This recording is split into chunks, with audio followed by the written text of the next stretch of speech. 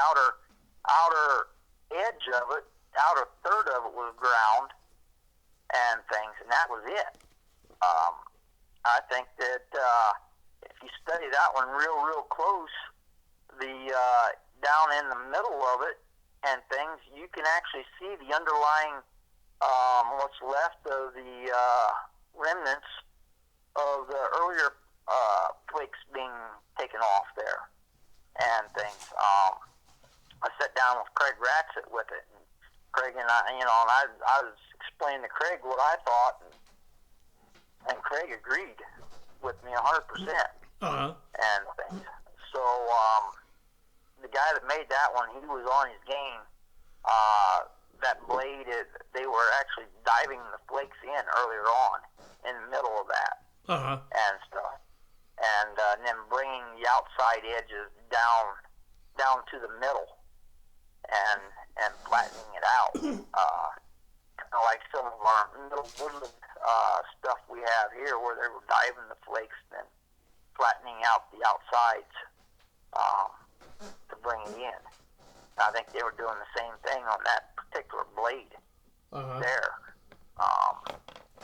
and stuff. And they've also found a broken dagger that was made by the same guy as that made the Hinsgavel dagger also over there. So yeah, there was two of those daggers out there, and the other one's been broken. Oh, that's interesting.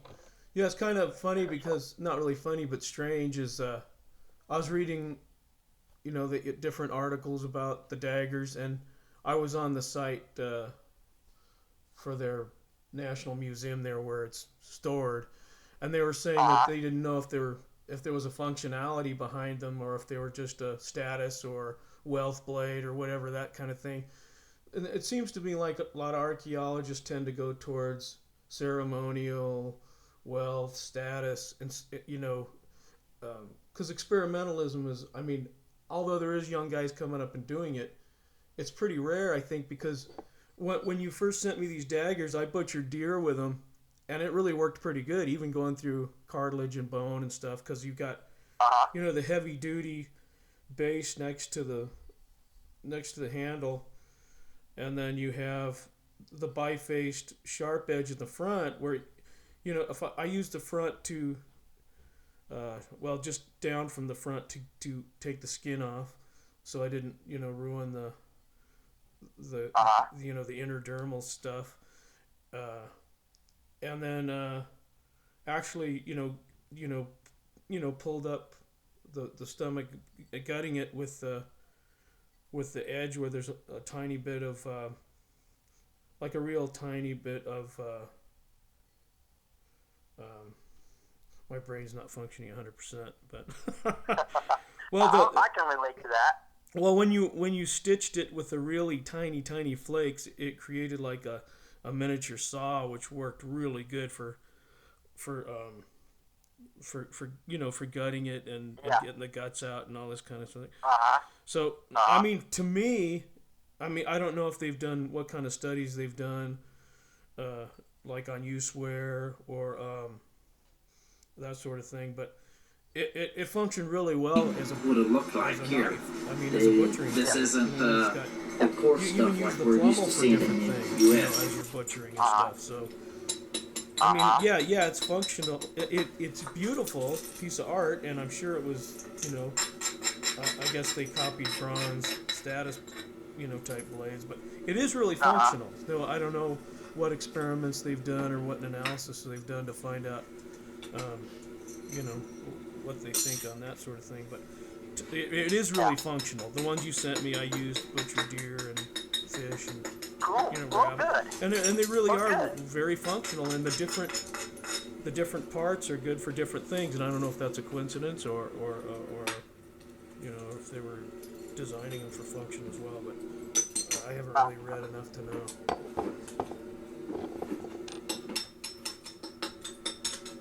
Hello?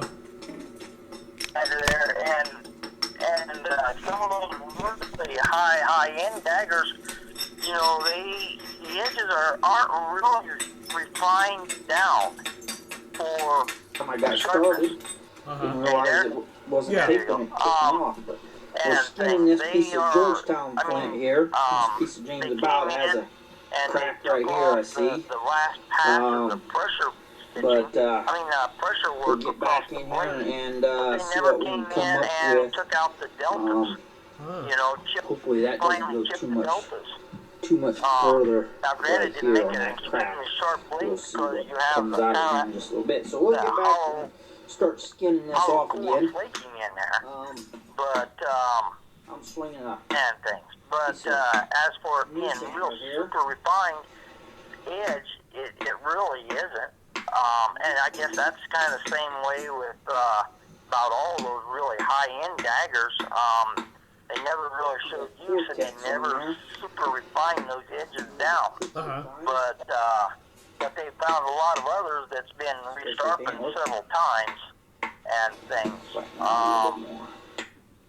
And what have you, especially when you get into the Type 3s and stuff. They've been refined down quite a bit. We'll stop it here for a little bit. We'll work on the other side and see what we can get going. That they found that's really had a lot of use and stuff put to them. But some of the others, they were status symbols and stuff. Whether it's kind of like that brand new Camaro, Right. You buy it, but you only break it out on just certain occasions, Right. So. Yeah, it's like here when the first day of summer, all of a sudden you see hundreds of motorcycles driving around, but you don't see them in the winter. Yeah, exactly. And then they're only driven, maybe once or twice a week at best through the summertime, even for a lot of them. Right. They just get them out for weekend use a lot of times and things. So they don't get the use and abuse of mileage that your work truck gets. So maybe that's why there's so many nice daggers out there. I mean, the ones that I know, there's ones they don't show that are broken or crude or whatever. But I mean, as far as the top ones, probably one of the reasons they're in such pristine condition is that they were status or wealth blades or something of that sort, which is the same thing, really. Walking around showing off your status, you're showing off your wealth. Yeah, and that's just human nature. I mean, you see it in every culture out there, both modern and prehistoric. Right. And things. That's just human nature since the beginning. You always have something that you're proud of, and it's your little baby and things. You worked hard to save up for that particular piece for whatever reason, and you only break it out on certain occasions and show it off to certain people. So So do you when you're a kid, the date night clothes. Exactly. But I'm no dagger expert. I want to get over there to Denmark and get over there. I want to see the good stuff. Don't get me wrong, but I really want to see the failures over there. I want to see the stuff that didn't quite make it. And stuff. I want to get into their brain and things. That's one thing is, I still get out and collect some and hunt the fields, and I just love to get into the brains of the ancient rock chippers, tool makers there now. And you really can. After you've been working with stone tools and stuff for long enough, whether you're making them using prehistoric tools to make them and use them. I've butchered a lot of deer. I've done woodworking and bone working and all that with it, with stone tools, and used them. And it's really interesting to walk out on a site and just sit down and just get into their minds. Yeah. So I know they've done residue studies on these because I think I remember. At least I think I remember they did residue studies because didn't they find copper residue on some of these daggers from. Yeah. There was a archaeologist that did his, I can't remember if it was his doctoral or what it was, on that, and they did, I don't know what it was with the photography and everything else, but they were able to bring it in towards the microscopic end, and they found dagger pieces of copper. You know, I don't know where they've been trying to, copper streaks where they're trying to pick off little boogers, or in the stitching they found a lot of little copper streaks and a lot of copper pieces in the stitching itself and things. So,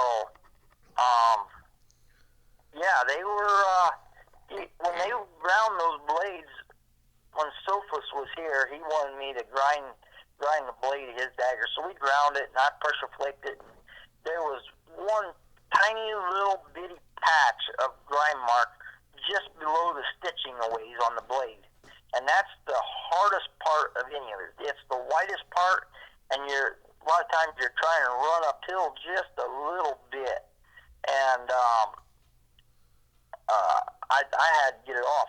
It was driving me nuts. And Sophus going, no, leave it. You know, that's exactly because he says when they did their daggers, they said there's grind patches all over those daggers, you know, a lot of times. And they didn't care about that, you know. Where to me, I lose sleep over it. You know, if I try to do a fog on a big blade like that, and I leave a little grind patch out there, I lose sleep over it. You know. Yeah, that's a huge napper. That's a huge napper status faux pas here in the United States. Yeah, and over there they didn't care, you know, and things, and it's kind of neat because that Inskaggle dagger, if you look at it real close, it's a remarkable blade. The guy was just top of the line chipper, but he was struggling with the same thing. If you look at it really close, I mean, it's not symmetrical at all.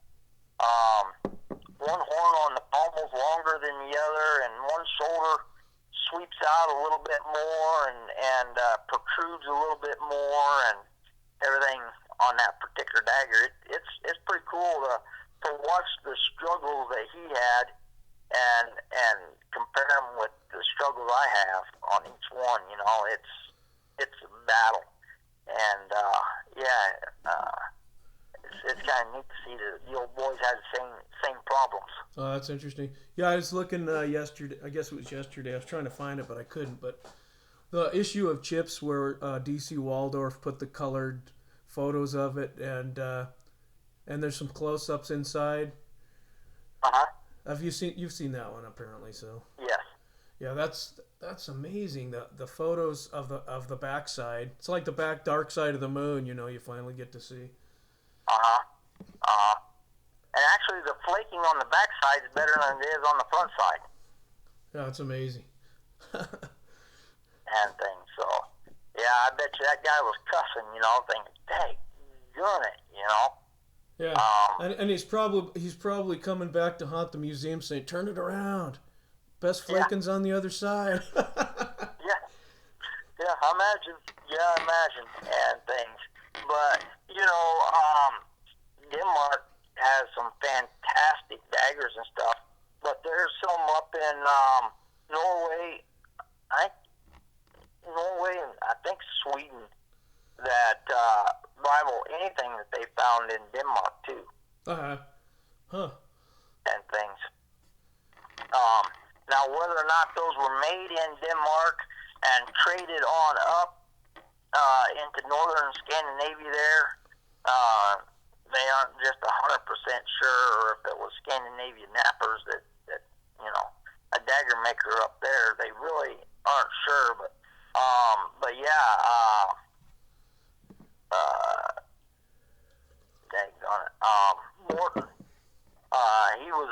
archaeologist out of Norway, and he's moved to Denmark now. But Morton was saying, yeah, there's some daggers up there in museums in Norway that are every bit as good as the best ones in Denmark. Wow. So, we just don't hear much out of them and things. And I was talking to an archaeologist over the weekend. I don't know, I need to call Sophus and them, but they found in an early Bronze Age burial, they found an Egyptian glass bead. Oh my gosh. Oh, that's pretty cool. Yeah, there's speculation right now. You know, of course, it's all, you know, up in the air, and this is a brand new find and things. But yeah, there's speculation now that possibly some of this the bifacial flake over grind stuff may possibly come from Egypt. Oh, those Cursian blades or. Yeah, the Gursians and stuff, blades. And some of that type of thing.